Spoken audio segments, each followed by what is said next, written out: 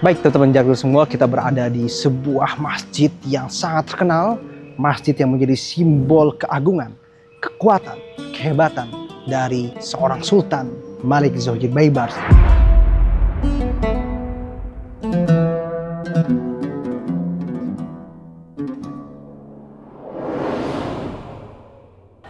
Oke, assalamualaikum warahmatullahi wabarakatuh. Welcome back with me, Lukman Hakim di channel Jejak Nil. Oke, baik sahabat semua, ya alhamdulillah sekarang kita berada di depan sebuah masjid yang sangat bersejarah.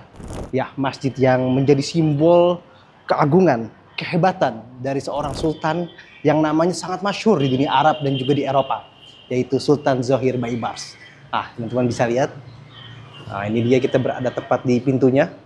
Ya, di atas sana ada tulisan atau nas taksis, nas yang berisi peringatan tentang pembuatan masjid ini dari Sultan Zohir Baibars. Kita bisa baca di sana ada Bismillahirrahmanirrahim.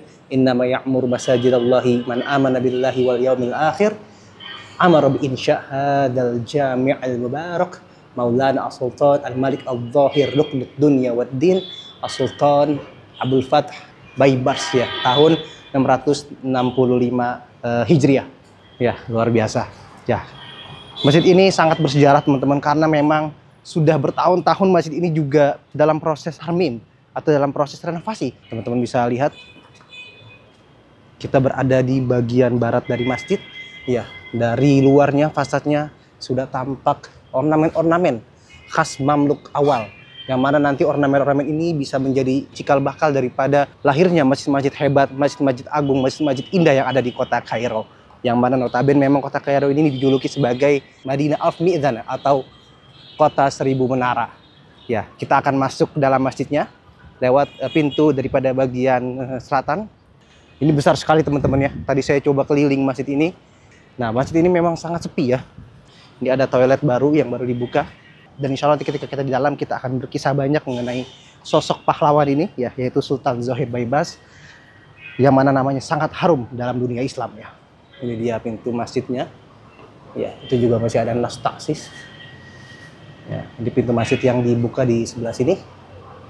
Ya, kita masuk. Assalamualaikum warahmatullahi wabarakatuh. Masya Allah, luar biasa, besar sekali teman-teman semua. Ini dia adalah Sohan Al-Makshuf atau halaman terbuka, ya, daripada Masjid Sultan Zohir Baibars. Teman-teman kalau ke sini, silahkan cari transportasi yang menuju ke arah distrik Zohir. Karena memang masjid ini berada di wilayah Hayu Zohir atau distrik Zohir, hanya 2 km dari Masjid Al-Azhar. Ya, tidak terlalu susah untuk mencapai sini, tapi memang sangat ramai ya di sini, karena ini adalah kawasan kota lama yang cukup sibuk, dan teman-teman mungkin terdengar klakson dari tadi ya, dari luar sana. Kita berjalan menyusuri satu demi satu daripada bangunan masjid ini. Masya Allah, luar biasa ya teman-teman. Dulu bahkan lantainya ini belum ada lantai, ini masih pasir, dan juga di serambi-serambinya ini masih menggunakan terpal ya. Kita biasa mengaji di sini bersama Syekh Hisham Kamil, yang mana beliau adalah imam Masjid Sultan Zohir Baibars. Beliau mengajar kita fikih Syafi'i. Sampai sekarang ya, masjid ini juga digunakan juga untuk tempat talaki atau mengajari ilmu ataupun Al-Quran. Nah, teman-teman bisa lihat nih betapa indahnya marmer yang dijadikan penopang masjid ini. Ya, itu dia ada ornamen-ornamen ala Romawi. Memang beberapa marmer ini diambil dari kuil-kuil atau bekas runtuhan bangunan-bangunan Romawi yang pernah menginvasi Mesir ya. Lampu-lampu yang khas ala arsitektur Islam abad pertengahan yang disebut sebagai fanus ya. Tetapi ini modern ya.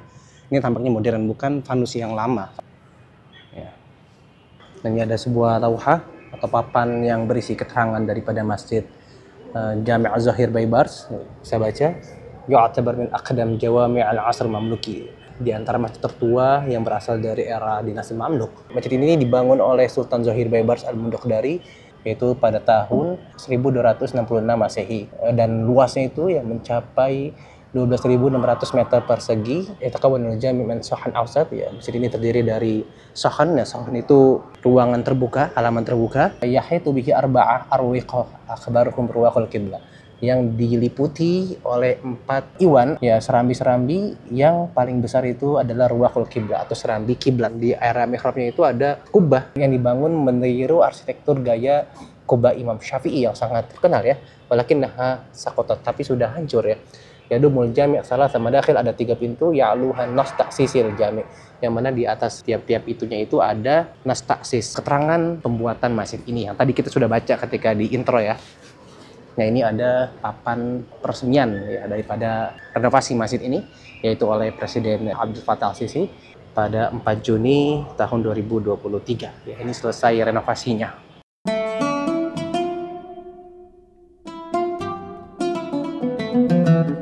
Baik sahabat Jaknil, sekarang kita berada di salah satu serambi daripada Masjid Sultan Zohir Baibars. Teman-teman tadi sudah tengok bagaimana megahnya masjid ini yang dulunya menjadi tempat spiritual bagi Sultan Zohir Baibars dan juga kaum muslimin. Bahkan masjid ini juga pernah dijadikan barak militer di zaman Napoleon Bonaparte dan juga pernah dijadikan tempat pembuatan sabun. Dan alhamdulillah, ya, sekarang masjid ini sudah tampak cukup baik. Jadi Sultan Zohir Baibars ini adalah sultan keempat dari dinasti Mamluk. Dinasti Mamluk ini adalah dinasti yang berkuasa di Mesir selama 2 abad setengah. Yang mana dalam masa pemimpinan Mamluk ini, Mesir menjadi sebuah negara, sebuah wilayah yang memiliki otoritas tinggi. Bahkan wilayahnya dari Mesir sampai Syam dan juga bumi Hijaz. Mamluk itu berasal dari bahasa Arab yang artinya budak atau yang dimiliki. Jadi budak ini bukan sekedar budak, teman-teman. Nggak kayak budak cuma pesuruh-pesuruh biasa. Tapi budak ini adalah budak yang memang dilatih sejak masa remaja di barak-barak militer, di camp-camp militer yang mana nanti diproyeksikan untuk menjadi seorang pengawal-pengawal kerajaan.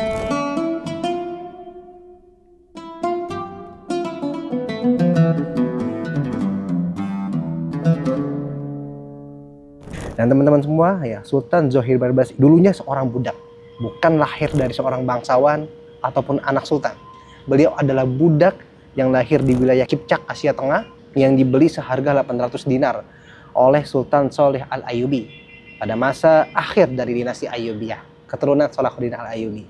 Mereka ini ditugaskan, ya, atau dibeli oleh Raja Shalih Al-Ayyubi untuk menjaga perbatasan. Dan memang sudah tradisi mereka, ya, dari mulai menjadi seorang pengawal, kemudian naik menjadi kepala pengawal, lalu nanti naik menjadi seorang raja.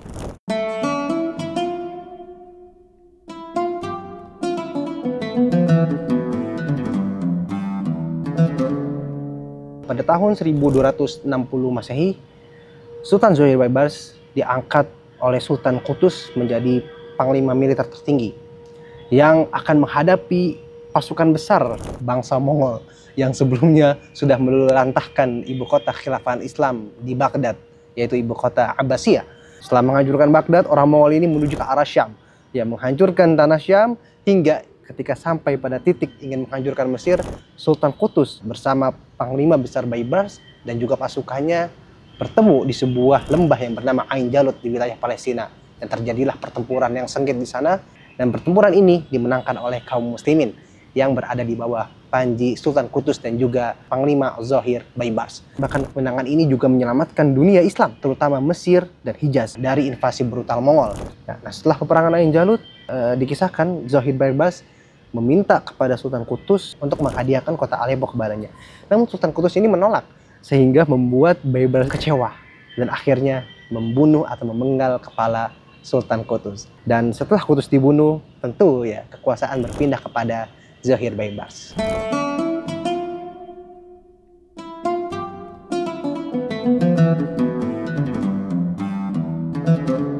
Mungkin orang-orang mengira Baibars ini kejam, kemudian pengkhianat dan lain sebagainya. Ya, memang.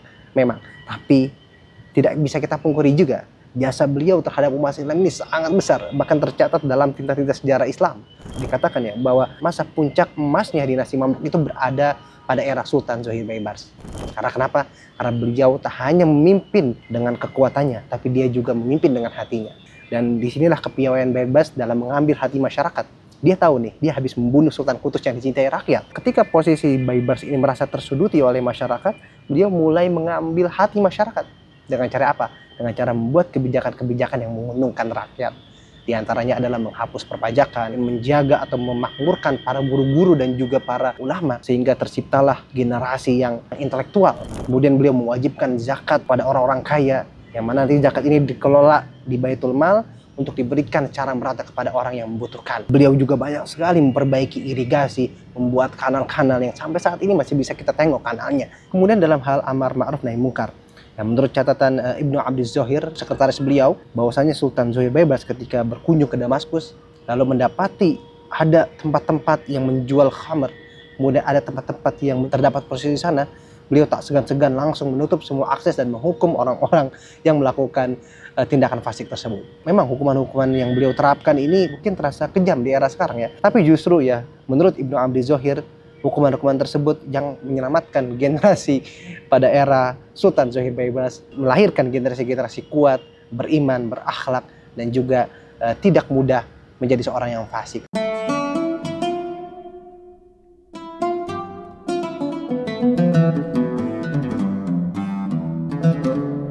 Kemudian Baibars ini juga menjadikan Mesir ya sebagai sebuah daulah, sebuah negara yang disegani oleh para musuh. Di antaranya adalah pasukan Salibis, kemudian pasukan Franka, pasukan Jermanik, ya hingga pasukan Hashashin. Bahkan di zaman Baibars, pasukan Salibis pun beliau musnahkan. Dan ketika beliau berkunjung ke wilayah utara Suriah, ya beliau menghancurkan orang-orang Hashashin yang memang dari dulu terkenal sebagai pembunuh bayaran yang kejam, yang banyak sekali mengkhianati kaum muslimin atau menghancurkan kaum muslimin dari dalam. Dan itulah jasa-jasa Sultan Zohir Baibars yang tercatat dalam tinta emas sejarah Islam, yang sampai saat ini memang Baibars ini namanya sangat harum, tidak hanya di wilayah Arab tapi juga di wilayah Eropa. Mungkin nama beliau tidak terlalu populer di Indonesia karena memang dari kecil mungkin kita lebih kenal dengan sosok Sultan Salahuddin Ayyubi ya ketimbang Sultan Zohir Baibars. Maka tak heran orang-orang Arab sendiri ya, terutama di Arab Timur, banyak yang mengeluh-elukan nama beliau, bahkan disandingkan dengan sosok Harun ar-Rasyid yang namanya begitu populer dalam kisah 1001 Malam.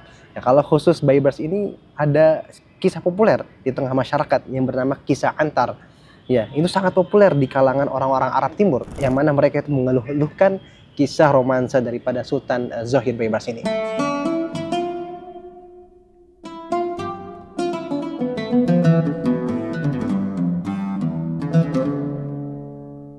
Sultan Zohir Baibars wafat pada tahun 676 Hijriah dan beliau dikebumikan di bumi Syam, tepatnya di Damaskus yang berada di kawasan Madrasah Zohiriyah, yang di dalamnya juga terdapat sebuah perpustakaan yang sampai hari ini menyimpan ya, ribuan manuskrip penting Islam.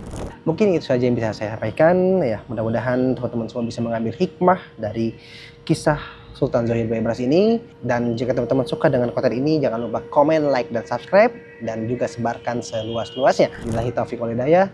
Assalamualaikum warahmatullahi wabarakatuh.